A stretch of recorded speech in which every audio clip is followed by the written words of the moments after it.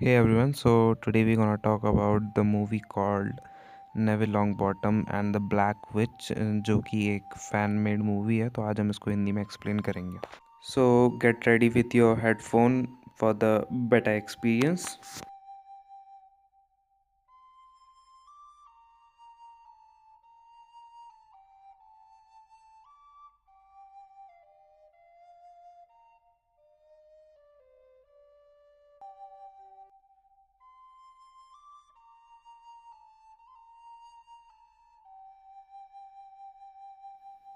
तो मूवी की स्टार्टिंग वहाँ पे से होती है जब टॉम रिडल या फिर वोल्डेमॉर्ट ने हैरी को मारने की कोशिश की थी और उस चक्कर में उसके पेरेंट्स को मार दिया था। जैसी लाइफ हॉगवर्ट्स जाने से पहले हैरी की दिखाई गई थी, वही स्टोरी अब हम नेविल की भी देखेंगे।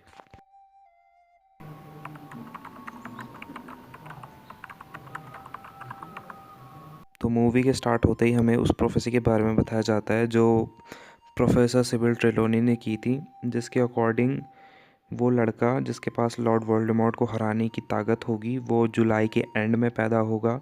उसके पेरेंट्स ने 3 बार वोल्डेमॉर्ट का सामना किया होगा और वोल्डेमॉर्ट उसे अपने बराबर मानेगा। अ, उसके पास वो शक्ति होगी जिसे कहते हैं प्यार। रह नहीं सकेगी एक म्यान में दो तलवार, जिसका मतलब था उन दोनों में से किसी एक को एंड में दूसरे को मानना ही होगा। और फिर वोल्डेमॉर्ट की आवाज़ आती है जो लिली से बोलता है, यहाँ से हट जाओ बेवकूफ़ लड़की। और फिर लिली बोलती है, हैरी को नहीं, तुम मुझे मार दो। और वोल्डेमॉर्ट अवादा केदावरा बोलता है और उसके बाद वहाँ पर सन्नाटा छा जाता है। और सीन शिफ्ट होके लॉन्ग बॉटम फैमिली के घर पे आता है जहाँ एक छोटा बच्चा रो रहा होता है। उसकी मॉम उसे चुप कराते हुए बोलती है, तुम ठीक हो नेविल, वो चला गया है, डरो मत, तुम अब सेफ हो। और उनकी विंडो से बेलाट्रिक्स लेस्ट्रेंज उन्हें हंसते हुए देख रही होती है और फिर वो चली जाती है। और फिर नेविल के रूम में रेडियो लास्ट नाइट की सारे इंसिडेंट्स को सुना रहा होता है। तुम जानते हो कौन के जाने के बाद ऑरर्स उन सभी विजर्ड्स और विचेस को ढूंढ रहा है जिनके भी संबंध डार्क लॉर्ड से थे। फिर इसी टाइम नेविल के रूम में फ्रैंक और एलिस लॉन्ग बॉटम भी आ जाते हैं नेविल से मिलने के लिए। और फिर एलिस बेबी लॉन्ग बॉटम को उठाती है और फ्रैंक से बोलती है लास्ट नाइट फिर नेविल ने अपने टॉय को हवा में उड़ाया था।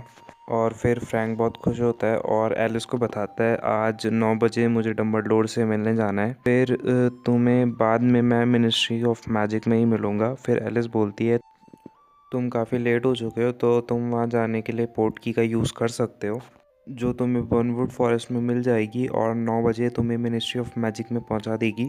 फिर एलिस फ्रैंक से पूछती है, तुम्हें क्या लगता है डम्बलडोर तुम्हें अल्बेनिया फॉरेस्ट में भेजने वाले हैं? फिर फ्रैंक बोलता है, अगर डम्बलडोर को लगता है कि वोल्डेमॉर्ट वहाँ छुपा है तो शायद हाँ। फिर एलिस बोलती है, तुम मेरे बिना डार्क विज़र्ड्स को ढूंढने नहीं जाओगे? फिर फ्रैंक बोलता है, हाँ बिल्कुल नहीं। और फिर एलिस बोलती है, जैसे ही अगस्टा यहाँ आ जाएगी मैं मिनिस्ट्री में पहुँच जाऊँगी।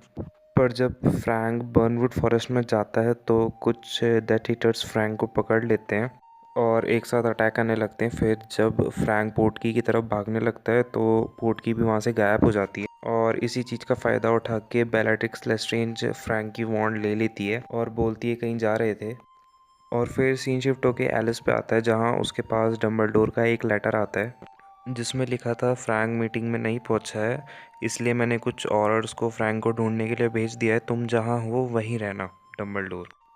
फिर सीन फ्रैंक और द थीटर्स पे आता है जहाँ बेलाट्रिक्स फ्रैंक से पूछती है, तो बताओ वो कहाँ है, डार्क लॉर्ड कहाँ है? मैं तो पता हो गई, आखिर तुम डम्बलडोर के इतने करीब जो। फिर फ्रैंक बोलता है, तुम्हें कुछ नहीं बताने वाला। फिर बेलाट्रिक्स बोलती है, तो मुझे उसका यूज़ करना ही पड़ेगा, पर शायद अगर तुम मुझे बता दो कि डार्क लॉर्ड कहाँ है तो मैं तुम्हें छोड़ दूँ। फिर फ्रैंक कुछ नहीं बोलता और बताने से मना कर देता है। फिर बेलाट्रिक्स क्रूशियो कर्स का यूज़ करती है फ्रैंक के ऊपर और लगातार करती जाती है जब तक फ्रैंक दर्द के मारे चिल्लाने नहीं लग जाता। और फिर सीन चेंज होता है, हम एलिस को देखते हैं जो कि अगस्ता का वेट कर रही होती है और जब अगस्ता आती है तो वो अगस्ता को डम्बलडोर का दिया हुआ लेटर दे देती है। फिर एलिस बोलती है, मैं बर्नवुड फॉरेस्ट में फ्रैंक को ढूंढने जा रही हूँ। फिर अगस्ता बोलती है, तुम कहीं नहीं जाने वाली और डम्बलडोर ने बोला है कि जहाँ हो वहीं रहो। फिर एलिस बोलती है, वो मेरा हस्बैंड है। फिर अगस्ता बोलती है, वो मेरा भी बेटा है। फिर एलिस जाने लगती है और बोलती है, ठीक है मैं तुम्हारे बेटे को ढूंढने जा रही हूँ और डम्बलडोर भी मुझे नहीं रोक सकते।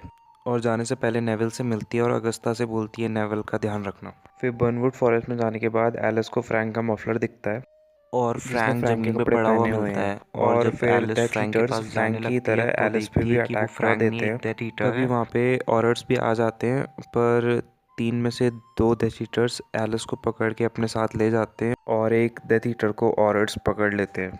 और फिर हम देखते हैं बेबी नेविल घर पे बहुत ज़्यादा रो रहा होता है और अगस्ता भी अकेले उसे शांत नहीं करवा पाती और नेविल से बोलती है कि ये लो तुम्हारा फ्रॉग, ये तुम्हें बहुत पसंद है ना। पर नेविल तभी भी चुप नहीं होता। जब एलिस को फ्रैंक के पास ले जाया जाता है तो एलिस फ्रैंक को ज़मीन में पड़ा हुआ देखती है और उससे बात करने की कोशिश करती है, पर फ्रैंक कुछ नहीं बोलता।